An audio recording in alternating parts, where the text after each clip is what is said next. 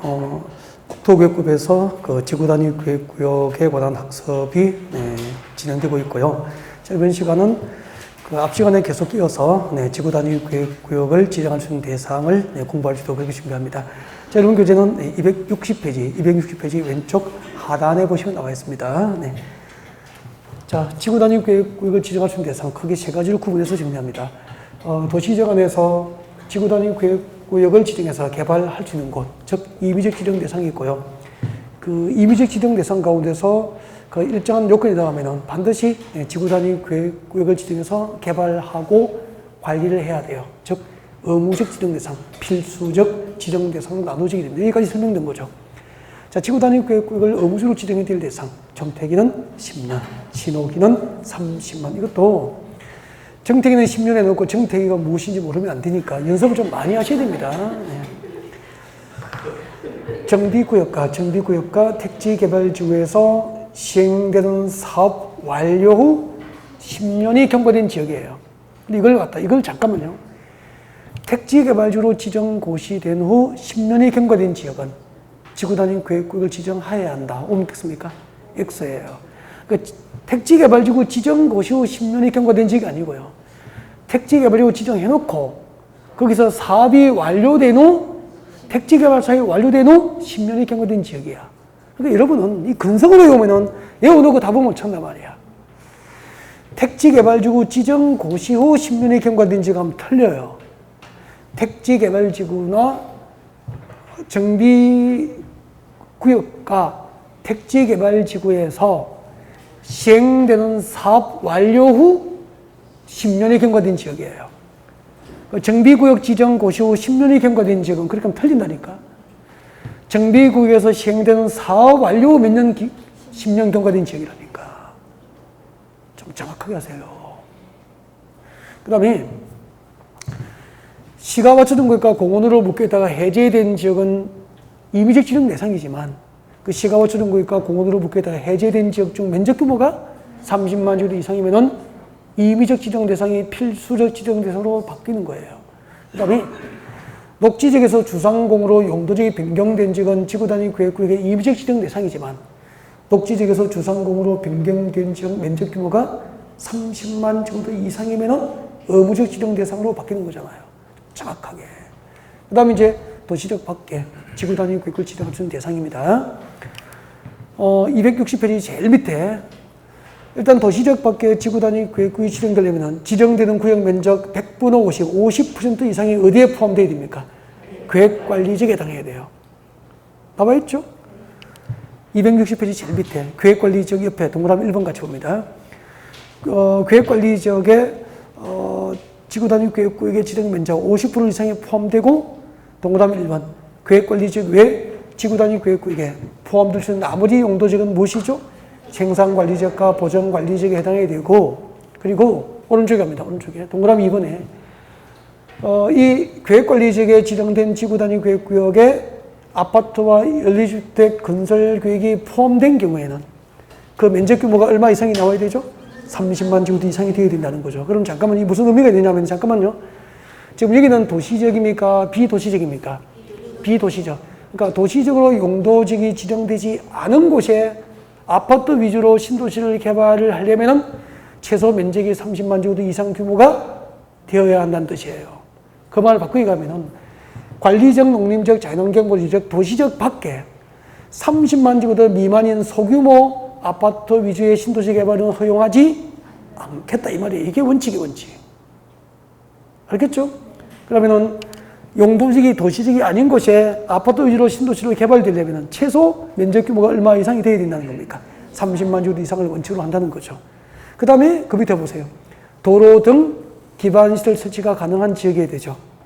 자연환경 해치지 않고 문화재 등 훼손 우려가 없는 지역이 되잖아요. 이건 상식이잖아요. 이거 이하로 내려가서 시험 나온 경우는 지금 본 적이 없습니다. 그래서 아파트나 일주택 건설계획이 포함된 경우에 면적이 30만 제곱미터 이상이니까 여기까지 하시면 돼요.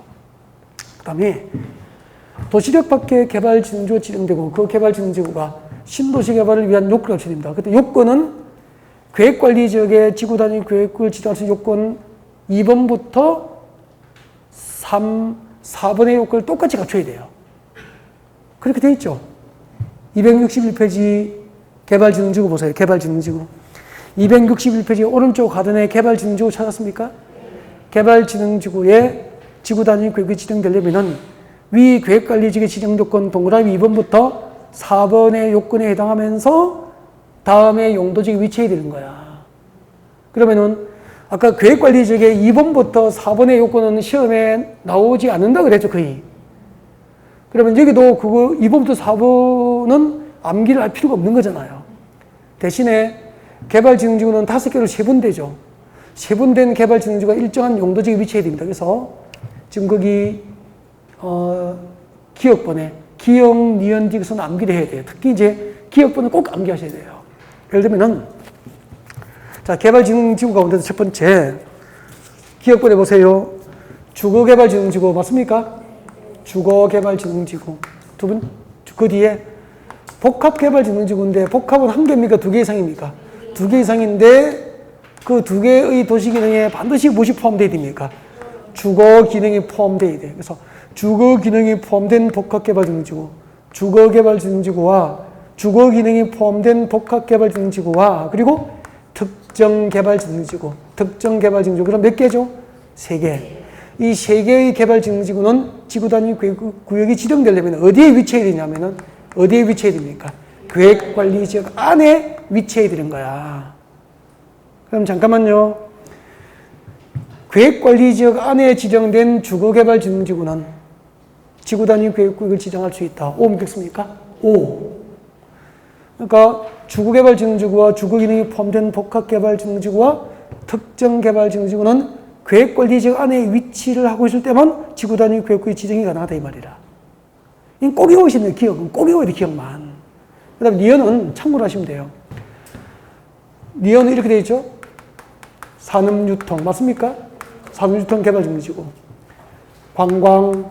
죄송합니다. 산업유통이 아니고 관광이 아니고 산업유통 개발진흥지구. 그 다음에 복합인데 이번에는 잘 보면 가로 안에 이렇게 되어 있을 거야. 주거기능에 포함되지 아니한 복합개발진흥지구야. 맞죠? 산업유통개발진흥지구와 주거기능에 포함되지 않은 복합개발진흥지구는 어디에 위치해야 됩니까? 계획관리지역, 생산관리지역, 농림지역에 위치해야 지구단위 계획구역을 지정할 수 있게 되는 거야. 그 다음에 D각번 관광, 휴양, 관광휴양개발진흥지구는 지구단위 계획구역이 지정되면 어디에 위치해야 되냐면은 도시적은 안 돼. 도시적 외의 지역에 위치해야 되는 거야. 그러니까 도시적 외의 지역이니까 관리적, 농림적, 자연환경 보전적 안에 지정된 관광휴양개발진흥지구만 지구단위 계획구 지정이 가능하다 이 말입니다. 이걸 다 외우면 좋은데 꼭 외워야 될 게 기억번 위주로 일단 외워야 돼요. 기억번 위주로 외워야 됩니다. 주거개발진흥지구와 주거기능이 포함된 복합개발진흥지구와 특정개발진흥지구는 지구단위 계획구역이 지정되려면 어디에 위치해야 됩니까? 계획관리지역 안에 위치하고 있을 때만 지구단위 계획구역이 지정될 수 있는 거예요. 그 다음에 3번. 3번은 제목 하면 되죠. 제일 밑에. 261페이지 제일 밑에 용도지구 페이지. 그 줄 것이면 딱 외우십시오. 기존의 용도지구를 폐지해버리고 그 폐지된 용도지구 안에서 행비제한, 건축 제한을 지구단위 계획을 수립해서 대체를 하려고 하는 지역은 도시적입니까? 도시적 외지역입니까? 도시적 외지역이지만 지구단위 계획구역을 지정할 수 있다. 됐습니까? 여기까지가 지구단위 계획구역 지정 대상을 다 설명드린 거죠. 그 다음에 또 고기 드시고. 자, 이렇게 지구단위 계획구역 지정되면은 3년 내에 뭘 결정합니까? 지구단위 계획을 결정해서 결정된 지구단위 계획으로 공책개발을 이루시죠. 그때 지구단위 계획으로 무엇을 결정하게 될까요? 지구단위 계획의 내용입니다. 지구단위 계획에 포함되어야 할 사항. 여러분 교재 262페이지 보세요. 지구단위 계획 내용 읽어보겠습니다. 262페이지 제일 위에 지구단위 계획 내용 발표하시고요. 자, 지구단위 계획구역의 지정 목적을 달성하기 위해서 지구단위 계획에는 다음 사항 중 계속 읽었죠? 다음 사항 중 3번과 5번의 사항을 포함한 2 이상의 사항이 포함되어야 한다. 여러분, 지구단위 계획에 포함할 수 있는 사항이 모두 몇 개? 9개. 동그라미 1번부터 9번까지 있죠.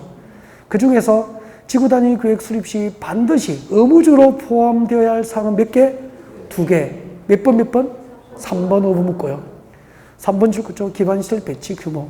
4번 출구쪽 건축물의 용도 제한 동그라미, 건폐율 동그라미, 용적률 동그라미, 건축물 높이의 최고 한도 동그라미, 최저 한도 동그라미. 3번, 5번을 묶으세요. 3번, 5번을 묶어서 앞에 적으십시오. 지구단위 계획을 결정할 때 반드시 포함시켜야 됩니다. 의무적 포함. 지구단위 계획 수립 시 의무적으로 포함되어야 할 사항입니다. 의무적 포함 사항입니다. 의무적 포함 대상. 암기합니다. 암기. 그리고 동그라미 1번 밑줄 껐죠? 상징적으로 동그라미 1번. 용도 지역과 용도 지구를 대통령령이 정하는 범위에서 세분하거나 변경하는 사항. 밑줄 껐습니까? 네, 그렇게 하시고 설명을 듣습니다. 고기 드시죠? 고기 들어주세요. 이런 걸 이제 외울 때 이해가 되고 외우면 재미가 있어져요, 공부가. 한번 보세요. 설명 들어주세요. 집중. 경기도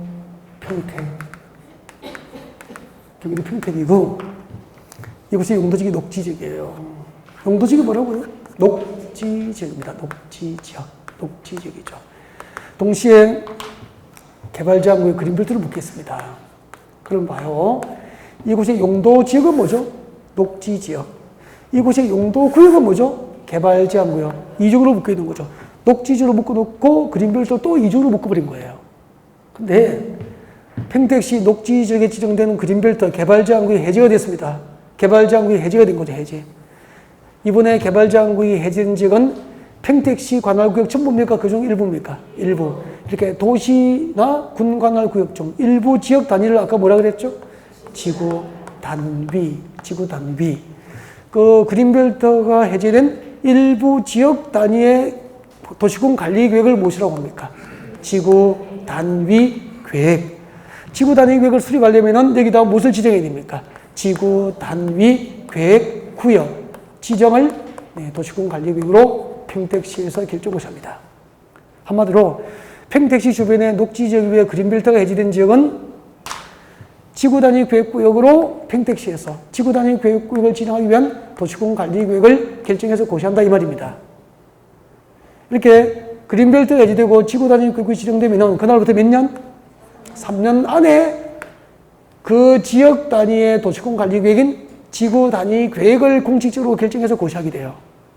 이 결정 고시된 지구단위 계획에 의해서 그린벨트 해제 지역은 공적으로 개발되는 거야.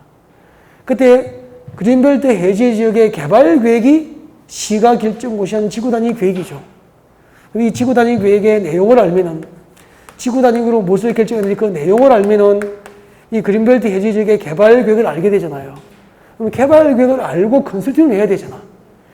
평택시 녹지 지역의 그린벨트가 10만 평이 풀리면은 수도권에 부동산에 관심 있는 사람들이 투자하고 해당 지역에 택지 분양 받으려고 난리가 날 텐데 이 지역의 개발 계획을 알고 컨설팅을 해야 되잖아. 그 개발 계획이 지구 단위 계획이잖아. 근데 지구 단위로 뭘 결정합니까? 용도 지역, 용도 지구를 대통령령이 정하는 범위 안에서 세분하거나 변경 결정할 수 있다 이 말이에요. 여보세요? 여기 용도 지역이 뭐죠? 녹지지역이었죠. 그 위에 뭐죠? 개발제한구역이었죠. 개발제한구역이 해제가 됐잖아. 해제가 되더라도 이곳이 용도지역은 녹지지역이잖아. 그러니까 녹지지역으로 용도지역을 그대로 둔 상태에서는 개발을 못 하잖아요. 그럼 그린벨트 해제지역을 아파트 위주로 개발을 하려면 녹지지역을 뭐를 바꿔야 됩니까? 3종 일반주로 변경해야 고층 아파트 건축이 가능하잖아요. 이렇게 지구 단위 계획구역 안에서 용도지역을 세분하거나 지정된 용도지역을 변경할 때는 지구 단위 계획으로 결정한다 이 말이에요. 시에서. 그럼 시가 결정한 지구 단위 계획을 결정하면 비밀입니까? 고시합니까? 고시하잖아. 그 시가 고시한 지구 단위 계획을 보면은 녹지 지역이 그린벨트 해제 이후에 3종 일반주로 변경되어서 아파트 위주로 개발될 건지 공업주로 변경돼서 산업단지가 개발될 건지 컨설팅이 가능해지잖아. 그 다음에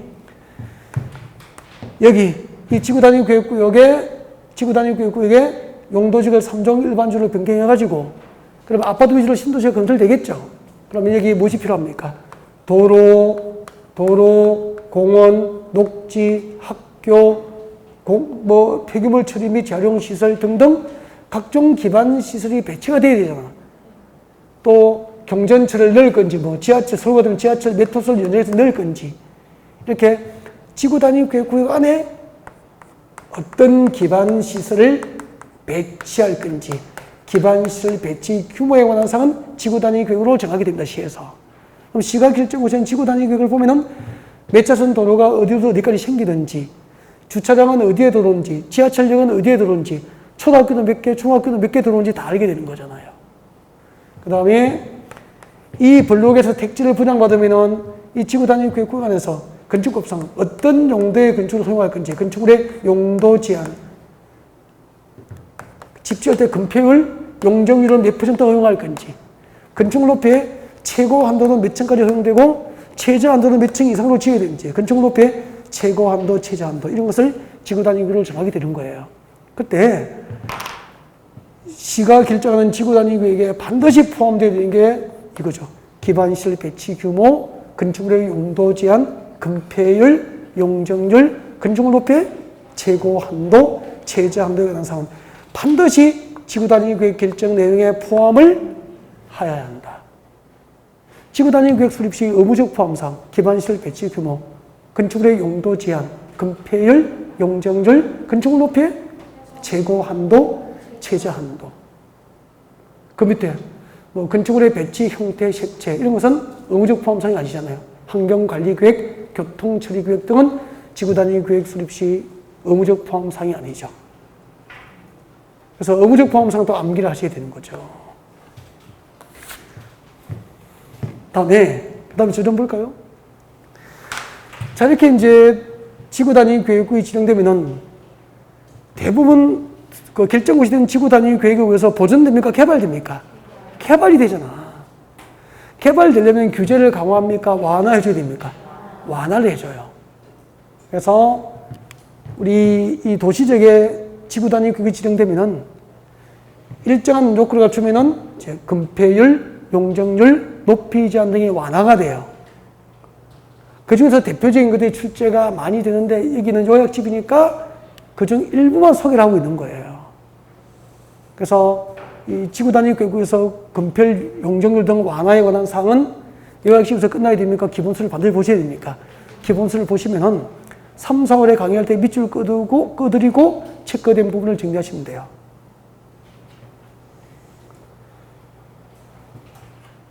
그때 도시적의 지구 단위 계획이 지정되면 일정한 요건을 갖추면 건폐율과 용적률이 완화 적용되는데 완화할 수 있는 최대 한도가 정해져 있어.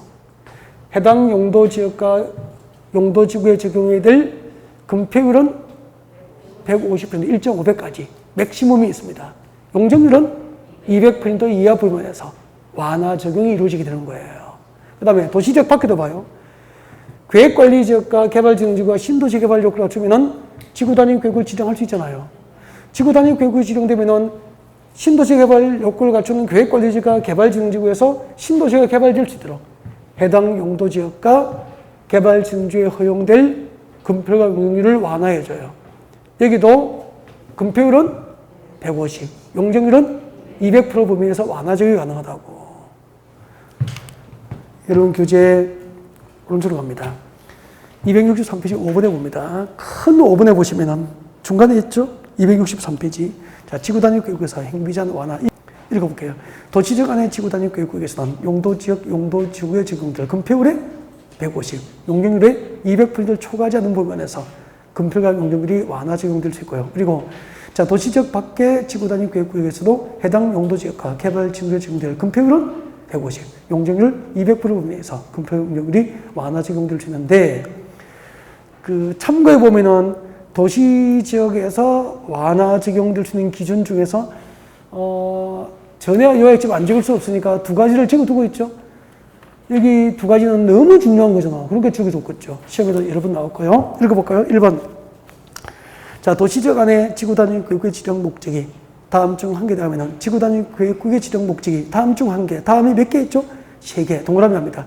1번 한옥마을 보존, 2번 차 없는 거리 조성, 3번 차량 진입 금지 구간 지정, 이 세 가지를 목적으로 도시지역 안에 지구단위 구역이 지정되면은 지구단위 구역으로 밑줄 긋죠? 주차장법상 주차장 설치를 몇 프로까지 완화할 수 있죠? 100%까지 완화 적용해 줄 수 있게 돼요. 도시지역에 지정된 지구단위 구역 지정 목적이 한옥마을 보존과 차 없는 거리 조성을 목적으로 하거나 차량 진입 금지 구간 지정을 목적으로 할 경우에는 어차피 한옥마을 보존과 차량 진입 금지 구간을 지정하는 게 목적이니까 어차피 그 동네엔 자동차가 안 들어오겠죠. 그럼 주차장 필요 없죠. 그래서 이 경우에는 주차장법상 주차장 설치를 100%까지 완화해서 주차장법상 주차장을 두지 아니할 수 있도록 해주는 거예요. 네. 그 다음에 넘깁니다. 2번 다음 중 한 개 해당하면 다음이 몇 개 있죠? 2개. 그러니까 동그라미 1번과 2번 중 한 개에 해당하면 돼요. 거기서 동그라미 1번 위주로 하시면 돼요. 2번 안 해도 돼요. 2번 안 나와요. 나온 적도 없고. 동그라미 1번 합니다. 도시적 동그라미. 상상해. 도시적에 뭐가 지정됐죠? 개발지정지구 동그라미. 도시적에 개발지정도 지정됐고 그 개발지정지구에 다시 뭘 지정했죠? 지구단위 구역을 지정한 경우에는 올라가요. 도시적에 개발지정구 지정되고 개발지정지구에 지구단위 구역이 지정된 경우에는 지구단위 구역으로 줄 거죠? 해당 용도지역에 지정될 용적률 얼마? 120%. 120% 이내에서 용적률이 완화 적용될 수 있습니다. 그 다음에 6번 봅니다. 6번 별표하시고 이때 시험에 자주 나오죠? 쉬워요. 6번 읽어드릴게요. 동그라미 1번, 6번의 동그라미 1번. 지구단위 구역 지정보단 도시공 관리부의 결정고시로부터 몇 년이죠? 3년 이내 동그라미. 3년 이내에 그 지구단위 구역에 관한 지구단위 구역이 결정고시 되지 않으면 밑줄 것이십시오. 3년이 되는 날에 다음 날 줄 거죠. 3년이 되는 날에 다음 날 손 떼고 그 지구단위 구역 지정에 관한 도시공 관리구역 결정은 효력을 잃게 됩니다. 다음 내려옵니다. 2번 주민이 위반을 제한한 지구단위 구역에 관한 도시공 관리구역 결정고시로부터 몇 년? 5년 이내 동그라미. 5년 내에 이 법과 다른 법률에 따라서 허가 인가 승인을 받고 사업과 공사에 착수하지 않으면 밑줄 것이십시오. 그 5년이 되는 날에 다음 날 줄 거예요. 5년이 되는 날에 다음 날 손 떼시죠. 지구단위 구역에 관한 도시공 관리구역 결정은 효력을 잃게 됩니다. 동그라미 1번, 2번을 혼동하시면 안 되겠죠? 설명드리면 쉬워져요. 고개를 듭니다. 고개 들어주세요. 정리해볼까요? 정리해보면 여러분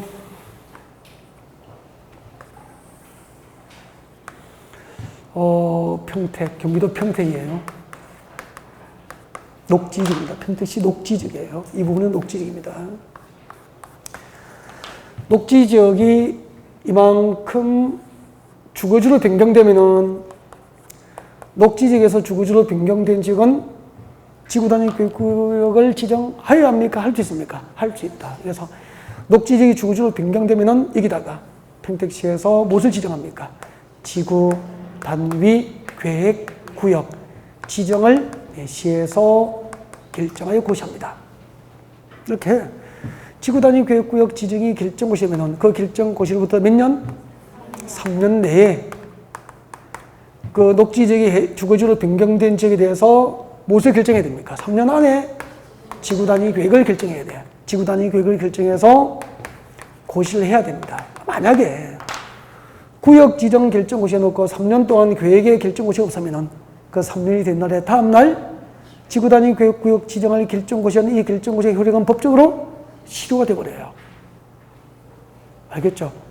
이 규정에 의해서 앞으로 지구단위 계획구역이 지정되면 3년 내에 지구단위 계획을 공식적으로 결정해서 고시하도록 한다고 해석하는 거지. 3년 내에 지구단위 계획 결정이 없으면 그 다음날 지구단위 계획구역 지정을 결정고시한 결정고시의 효력은 법적으로 실효가 되어버리니까. 그 다음에 봐요. 지구단위 계획의 수립과 변경은 주민이 도시공관리계획으로 입안해달라고 입안권자에게 제한할 수 있죠. 주민 제한 대상 3개를 일단 외우라고 했잖아요.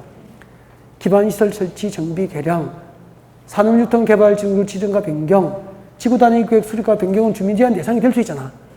주민들이 지구단위 계획을 입안해달라고 제안했어. 했는데 주민이 입안 제안한 지구단위 계획이 공식적으로 지구단위 계획으로 결정이 고시된 거야. 이렇게 주민이 입안을 제안한 지구단위 계획이 지구단위 계획으로 공식적으로 결정 고시되면 그날부터 5년 내에 인가 허가 승인받고 공사나 사업에 착수를 해야 돼. 주민이 입안 제안한 지구단위 계획이 지구단위 계획으로 결정 고시됐음에도 불구하고 5년 내에 공사 착수가 없으면 5년이 된 날의 다음 날 지구단위 계획을 결정 고시한 그 결정 고시의 효력이 시효된다 이 말이야. 그럼 이렇게 하면 되네. 구역 지정 결정 고시가 있으면 계획을 몇 년 내에 결정 고시해야 되죠? 3년. 계획 결정 고시가 있으면 그날부터 몇 년 내에 공사 착수해야 됩니까? 5년. 구역 지정해 놓고 3년 동안 계획 결정 고시가 없거나 계획 결정 고시로부터 5년 동안 공사 착수 없으면 3년과 5년이 된 날에 다음 날 각각 그 결정 고시의 효력은 어떻게 되죠? 실효된다 그 말이에요. 이해가 됐습니까? 네. 지금까지 지구단위 계획이었습니다. 지구단위 계획은 매년 100% 출제가 되죠. 265페이지 개발행위허가제도, 개발허가제도 265페이지죠. 네. 개발행위허가제도를 펼쳐놓고 고개를 들어야 돼요. 고개 드시고 책 보면 안 돼요. 일단은 고개를 드시고 좀 지우겠습니다. 자, 시작하겠습니다. 봐주시고 도시군관리계획은 용도지역, 용도지구, 용도구역을 지정하고 지정된 것을 변경 결정할 수 있는 행정계획이다. 그리고 3번이 뭐죠? 도시군관리계획은 기반시설 설치, 정비, 개량을 결정해요. 여기서 제가 이렇게 설명했습니다. 기반시설은 도시민의 생활에 기반이 되는 시설. 예를 들면 뭐죠? 도로 등입니다. 도로, 지하철, 공항시설, 항만시설, 종합운동장 등이 전부 기반시설이잖아. 그러면은 도로, 지하철 등 기반시설을 도시적과 군지역, 도시적과 군지역을 관리하기 위해서 설치하려면 무엇을 결정합니까? 도시군관리계획으로 정책을 입안해서 결정하여 고시합니다. 대답하세요, 이제. 도로와 같은 기반시설 중에서 도시군관리계획으로 결정된 시설을 무엇으로 합니까? 이것을 도시군계획시설이라고 그래. 도시군계획시설. 알겠죠? 기반시설 중에서 도시군관리계획으로 결정된 시설을 도시군계획시설이라고 하죠. 그래서 도시군계획시설이 뭐죠? 라고 물으면 어떻게 대답해야 되죠? 도시군계획시설이란 기반시설 중 도시군관리계획으로 결정된 시설을 말한다. 100점. 수차례 시험 나온 겁니다. 그 다음에 그 도시군계획시설을 설치, 정비, 개량하는 사업이 무슨 사업이죠?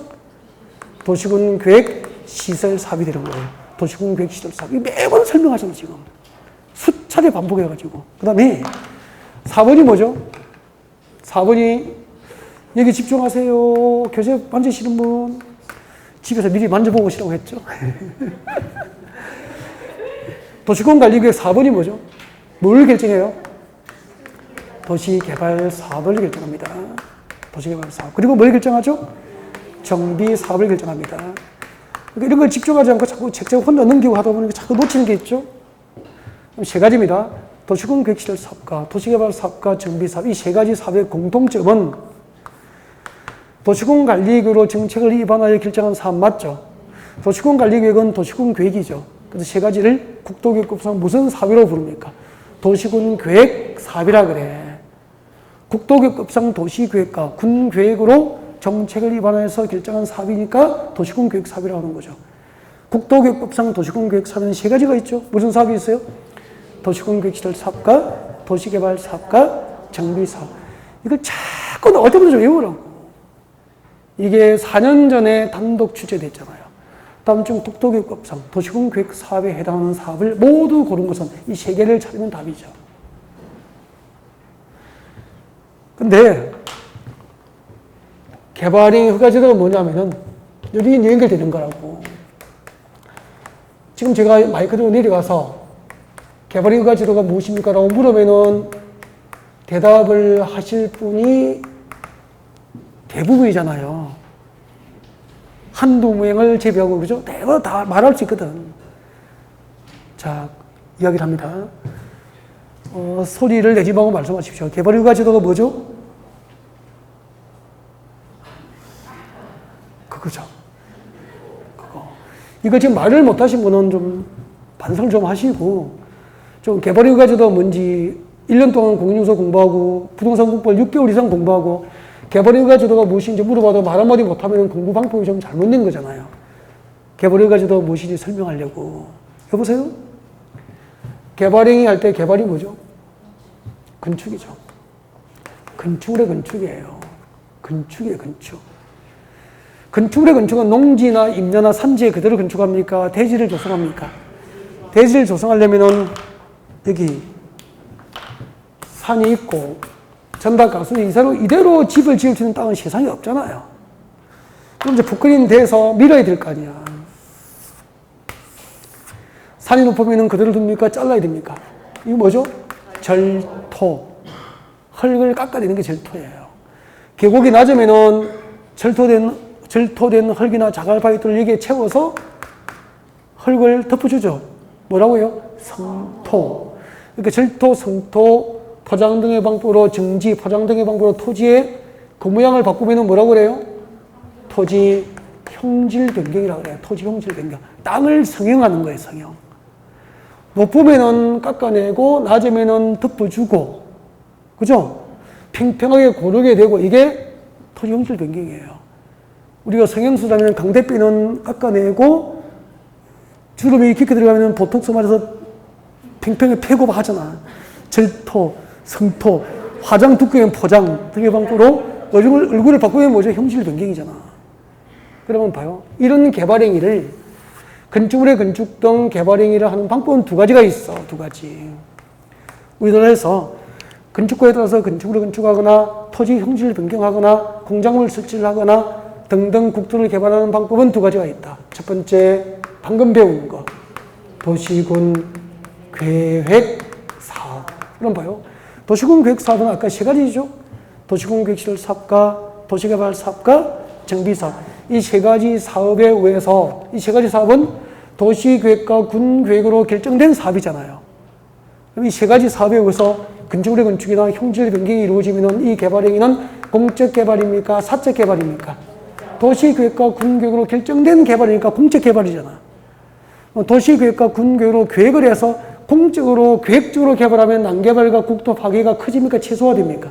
최소화되기 때문에 도시군 계획 사업에 의한 건축물의 건축이나 형질 변경 등 국토 개발은 개발의 허가를 받지 않는다 이 말이에요. 단 비도시군 계획 사업, 비도시군 계획 사업은 도시군 계획 사업에 의하지 않은 개발이에요. 도시계획과 군계획에 의하지 않고 누군가가 땅을 사서 누군가가 평택에 땅 사서 평택시 도시계획에 의하지 않고 그 땅을 택지로 조성하거나 건물을 지으면은 공적개발입니까? 사적개발입니까? 사적개발이잖아. 도시계획에 의하지 않고 건축을 하면은 누구는 공장 짓고 누구는 아파트 짓고 누구는 단독주택 짓고 누구는 상가를 지을 거 아닙니까? 공장 옆에 아파트 짓고 아파트 옆에 축사 지어버리면 난개발이잖아. 그래서 이런 개발행위를 기준에 맞도록 개발할 수 있도록 관할시청 근처에 가서 그 개발행위를 허가를 받도록 하는 것을 개발행위 허가 제도라고 하는 거죠. 그럼 개념을 알면은 국토교육법상 개발행위 허가 대상은 공적 개발입니까? 사적 개발입니까? 사적 개발. 도시군 계획 사업에 의하지 아니한 사적인 개발을 시청 중에서 허가받도록 하는 제도를 개발허가 제도라고 그래. 그러면은 허가권자를 아니어도 되잖아요. 개발허가를 누구에게 받아요? 시청 측에서 가서 받는 거야. 서울에서 서울시 도시계획에 의하지 않고 땅 사서 건축하고 대지 조성하면은 서울시청에서 개발허가 받고 한다 이 말이야. 개발허가권은 누구죠? 서울시장.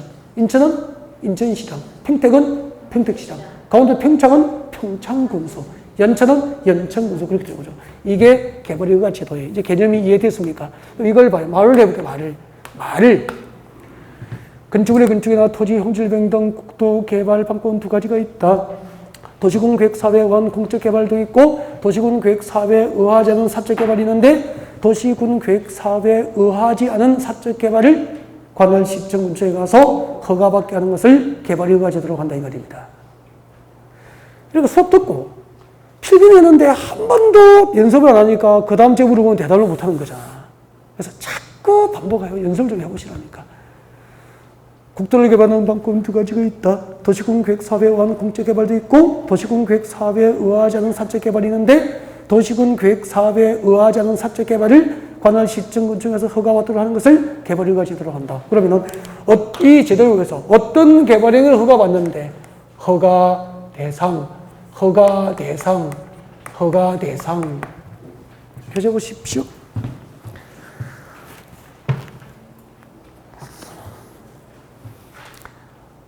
밑에 보이는 이제 쭉 나와 있죠. 참고에 265페이지 보면 참고가 돼 있죠. 그것은 요약해 둔 거야. 개발허가 제도에서 필요한 것은 요약해 둔 거죠. 그래서 책장 넘겨야 돼요. 딱 넘기면은 266페이지입니다. 266페이지에 개발행위 허가에 따르는 허가 대상이 나와 있죠. 그러면은 거기서 건축물의 건축, 공작물 설치부터 물건을 쌓아놓는 행위까지가 허가 대상이 되는 거예요. 허가 대상. 건축물의 건축부터 저 밑에 물건을 쌓아놓는 행위까지 앞으로 묶어서 앞에다가 허가 대상. 단, 그 5가지 개발행위를 건축물의 건축부터 물건을 쌓아놓는 행위까지 6가지예요. 그 6가지 개발행위를 도시군 계획 사업에 의해서 공적인 방법으로 하면 허가받아 안 받아?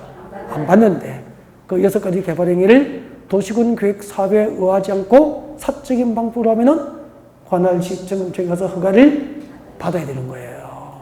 그 허가 대상 6개를 저희들 이렇게 웃죠. 네. 앞에 글자, 머리 글자 동그라미에서 건, 공, 토가 3개니까 토토토. 건공, 토토토. 녹관자, 일적, 녹관자, 일적. 그렇게 웃죠. 녹관자, 일적. 그렇게 됩니다. 건공, 토토토. 녹관자, 일적. 그렇게 웃죠. 같이 합니다. 대답해 주세요. 건이 뭐죠? 건축물의 건축. 공은 뭐죠? 공작물 설치. 공작물 설치.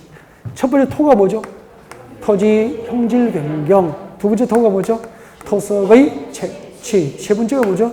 토지 분할. 그리고 녹지지역, 관리지역, 자연환경 보존지역에서 1개월 이상 물건을 적치. 물건을 적치는 뭐죠? 쌓아놓는 행위. 쌓을 적자입니다. 물건을 쌓아놓는 행위. 쌓아놓는 행위. 1개월 이상 물건을 장기간 쌓아놓는 행위. 녹지적, 관리적, 자연환경 보존지역에서 1개월 이상 물건을 장기간 쌓아놓는 행위는 개발허가 대상이 되는 거죠. 단, 이 6가지 개발행위를 도시군 계획 사업에 의해서 공적인 방법으로 하면 허가 대상이 아니지만 이 6가지 개발행위를 도시군 계획 사업에 의하지 않고 사적인 방법으로 하면 이 법상 개발허가 대상이 되는 거예요.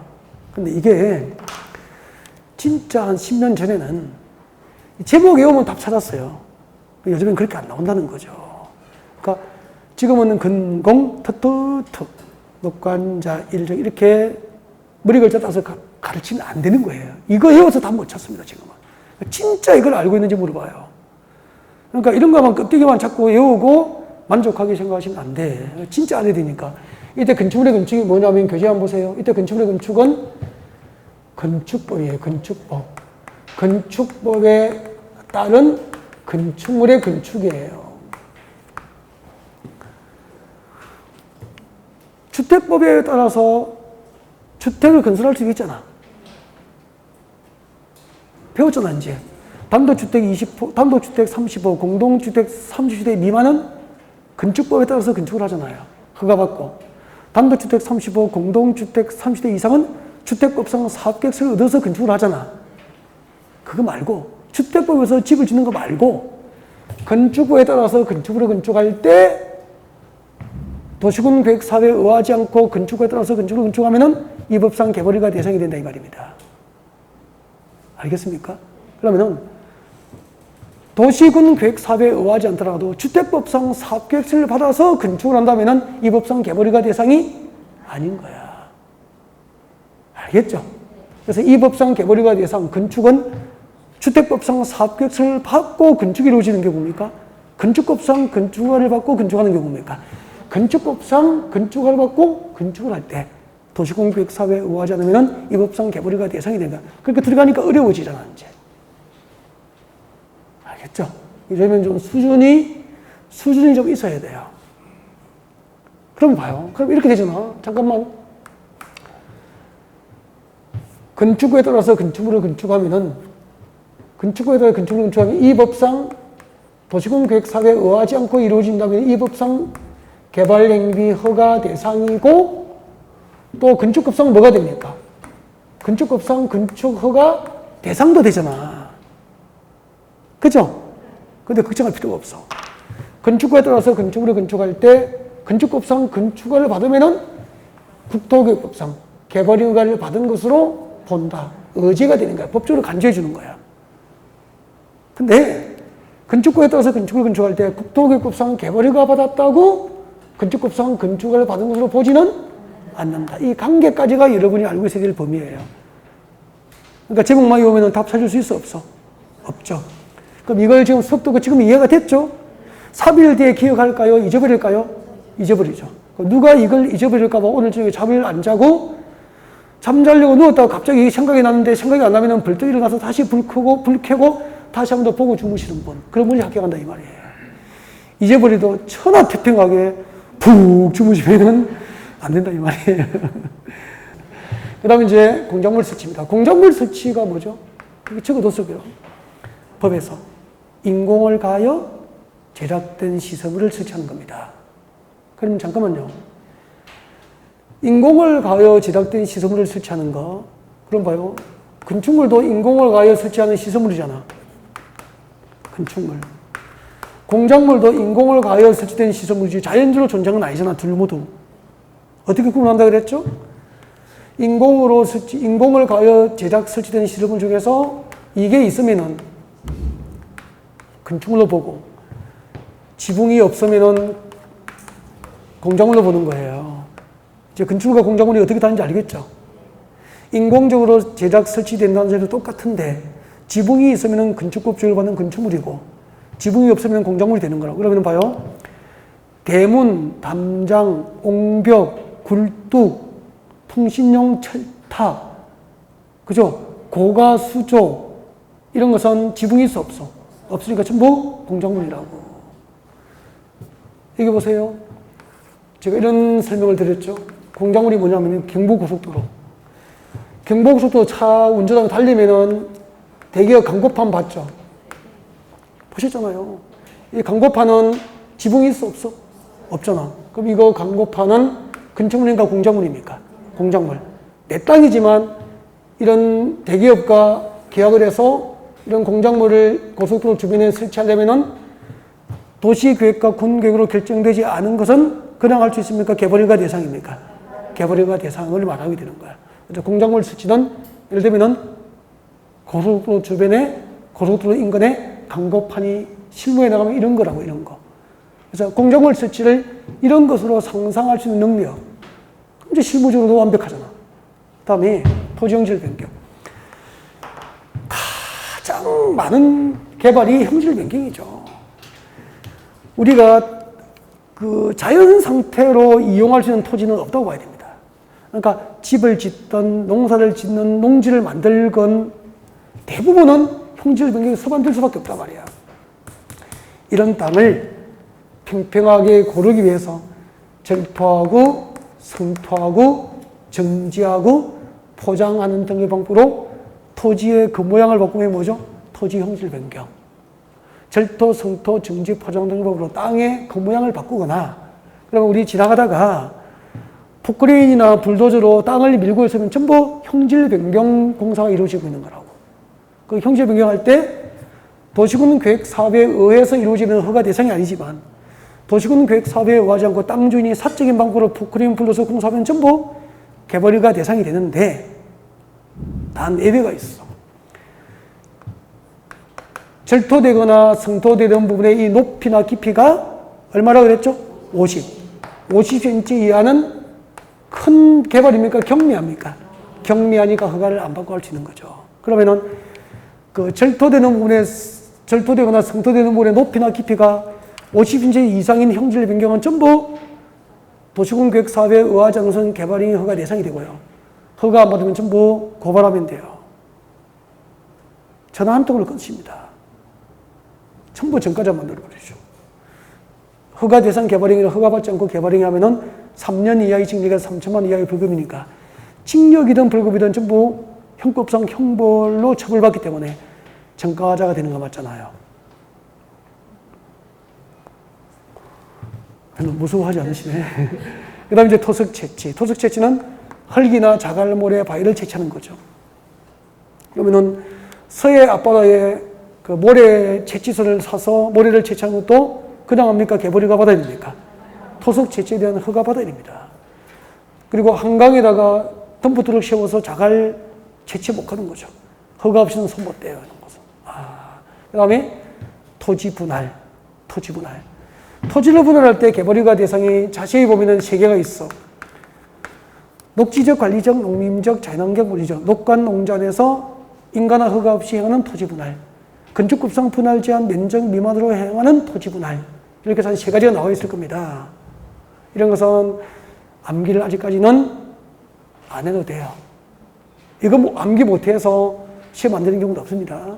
암기 부담을 안 가졌으면 좋겠어요. 그 다음에 녹지적, 관리적, 자연환경 보존적 안에서 1개월 이상 장기간 물건을 쌓아놓은 행위. 이거 6가지. 이거 6가지 개발 행위를 도시군 계획 사업에 의하지 않고 하면은 어디 가서 허가받죠? 관할, 시청, 군청에서 허가받게 되는데 이것을 무엇이라고 한다? 개발행위 허가제도라고 한다. 그렇게 되는 거죠.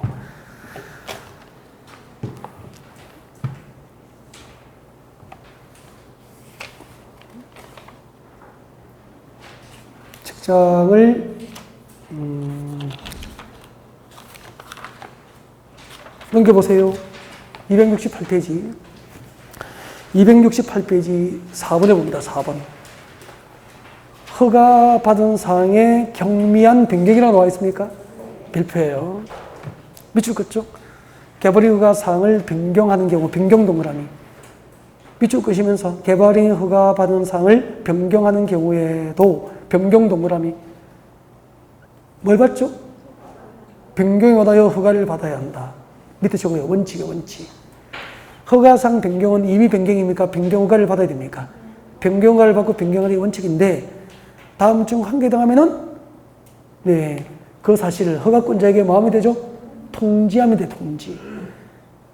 그러면은 동그라미 1번부터 5번 중 한 개 해당하면은 허가사항을 변경할 때 변경 허가를 받습니까? 변경 허가를 받지 않습니까? 변경 허가 없이 시청구직에 통지만 하면 되는 거야. 살짝 이어둬야 돼요. 사업기간을 단축하는 경우, 단축 동그라미. 부지 면적 또는 건축물 연면적 출급죠. 오플도 부면에서 부지 면적이나 건축물 연면적을 뭐하죠? 축소하는 변경, 축소 동그라미. 1번, 2번 정도 암기하시고 나머지는 참고하시면 돼요. 1번, 2번 암기 적고 나머지는 참고 적어놓고 거기 잠깐 들어요. 거기 잠깐 들어봐요. 여러분,